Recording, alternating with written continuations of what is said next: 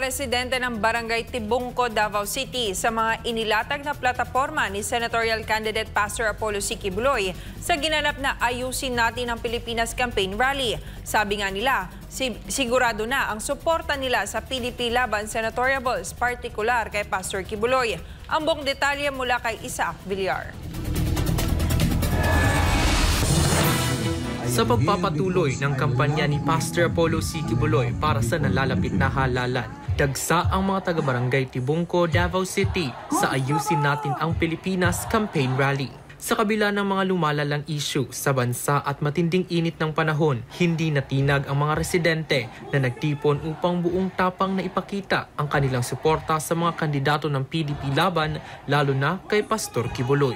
Muling pinatunayan ng mga Davaoenyo ang kanilang tiwala sa liderato ni Pastor Quiboloy. Sa aming pakikipagpanayam, taus-puso nilang ibinahagi ang kanilang paghanga sa mga advokasya ni Pastor Quiboloy, lalo na sa kanyang matapang na laban kontra korupsyon at ang hanga rin na maiangat ang buhay ng mga ordinaryong Pilipino.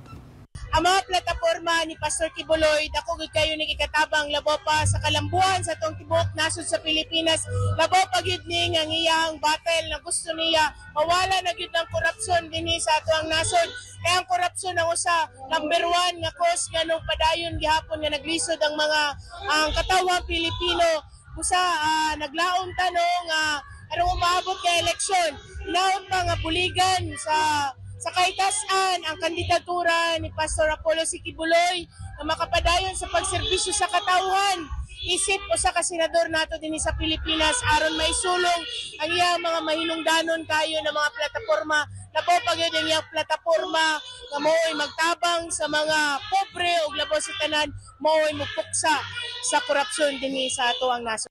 Nindot kayo ang iyang gipang panday nga mga ordinansa para sa kinatibukan sa Pilipinas. Nindot kayo labi na katong sa poverty sa katawan sa tibok Pilipinas. Nindot kato iyang plataporma o iyang gihimo nga pohon sa iyang paglingkod sa senador sa tibok Pilipinas, labi na sa poverty, sa mga pagkaon o katong giduso niya nga sa mga infrastructure sa tibok Pilipinas na himuon niyang high-tech, moderno ang mga para maiwasan ang mga traffic.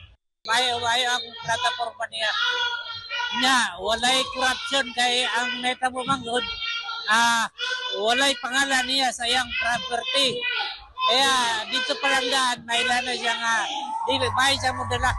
Isa sa mga pinuri ng mga dumalo ay ang Gift of Education program na inilunsad ni Pastor Apollo C. Quiboloy na naglalayong magbigay ng libreng edukasyon sa mga kabataan.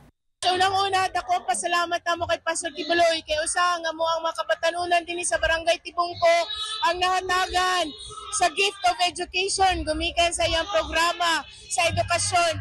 Busa mo na nagalaom ta gyud, mapasalamaton kayo ta o naglaom ta nga mapalapdan para ni Pastor Quiboloy kung siya man mabuligan. Nasayod gyud ta nga daghan pag yung kabataan nga iyahang matabangan ug maka-avail sa iyang Gift of Education program.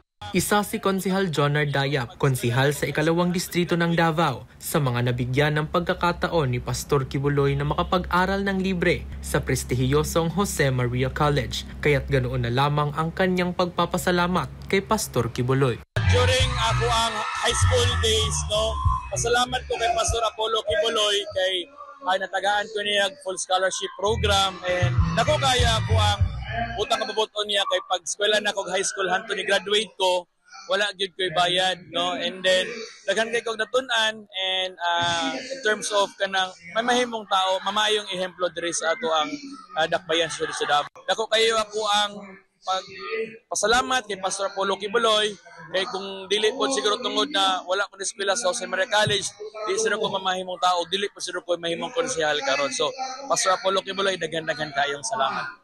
Ayon sa mga dumalo, naniniwala silang sa pamamagitan ng ganitong inisyatiba, matutulungan ang mga kabataang Pilipino na magkaroon ng pantay-pantay na pagkakataon sa edukasyon, anuman ang kanilang estado sa buhay.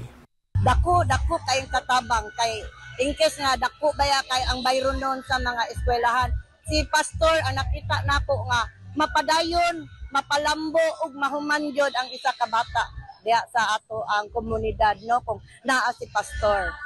Sa katawang Dabawenyo, hinaot pa nga sa adlaw nga tanan, magpabilin ta nga maghugpong, maghiusa, no, alang sa kaayuhan sa atong nasod Pilipinas, diri sa ato ang syudad sa Davao City. Pabilin ta nga magsalig sa mga Duterte ug pabilin nato nga saligan ang mga kandidato under sa hugpong o sa PDP laban nga mo'y gi-endorso sa itong pinalanggang Tatay Digong. Labaw pa di nato kalimtan, Pastor Apollo C. Quiboloy, 53 sa ato ang mga balota. Habang patuloy ang pangangampanya para sa nalalapit na halalan sa Mayo 12, muling ipinakita ng mga taga-barangay Tibungco, Davao City ang kanilang matibay na suporta sa mga plataporma ni Pastor Quiboloy, lalo na sa mga isyong anti-korupsyon at edukasyon. Sa kabila ng mga pagsubok sa panahon at sa mga hamon sa bansa, nananatili ang kanilang pag-asa na ang mga plataporma na inilatag ay magiging gabay tungo sa isang mas organisado at mas maayos na Pilipinas. Ako si Isaac Villar, ang inyong citizen correspondent, nag-uulat para sa Diyos at sa Pilipinas nating mahal.